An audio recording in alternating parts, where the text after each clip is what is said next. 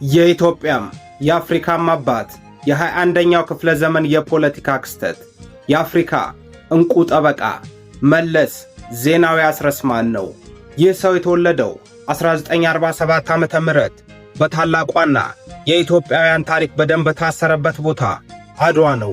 የትምህርት ሕይወቱን ስናይም በበዛ ዕውቀቱ ምክንያት ከአንደኛ እስከ 8ኛ ክፍል በ5 ዓመት ብቻ ነው ያጠናቀቀው። ሁለተኛ ደረጃ ትምህርቱንም ከተማሪዎች በሙሉ በውጤት በልጦ በአዲስ አበባ ከተማ በሚገኘው ጄኔራል ዊንጌት ትምህርት ቤት አጠናቋል። በመቀጠልም የዩኒቨርሲቲ ሕይወቱን በሜዲሲን የትምህርት ዘርፍ አዲስ አበባ ዩኒቨርሲቲን ተቀላቅሏል። ነገር ግን በጊዜው ይደረግ የነበረውን የነጻነት ትግል ቀልቡን ስቦት ትምህርቱን አቋርጦ የደርግ ሥርዓትን በመቃወም የደደቢት በረሃን መኖሪያው አድርጎታል። በ17 ዓመት ትግልም ደርግ ተሸንፎ ከሥልጣን ሲወርድ ፕሬዝዳንት በመሆን በመቀጠልም በጠቅላይ ሚኒስቴርነት ሀገሩን አገልግሏል።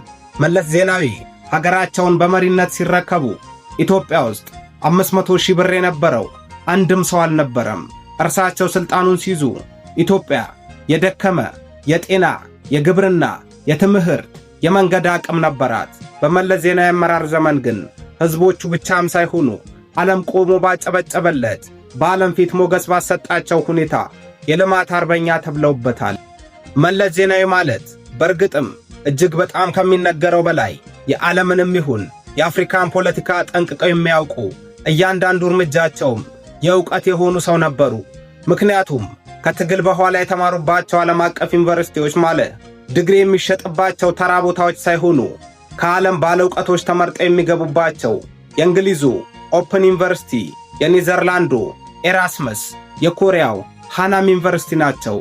መጽሐፍትን እጅግ አንባቢ እንደነበሩ የሚነገርላቸው መለስ ዜናዊ ለወሬ ብቻም ሳይሆን በተግባር ለሀገራቸው አንድም ሳይሰስቱ ካነበቡት፣ ካወቁት፣ ከተማሩት አበርክተውላታል።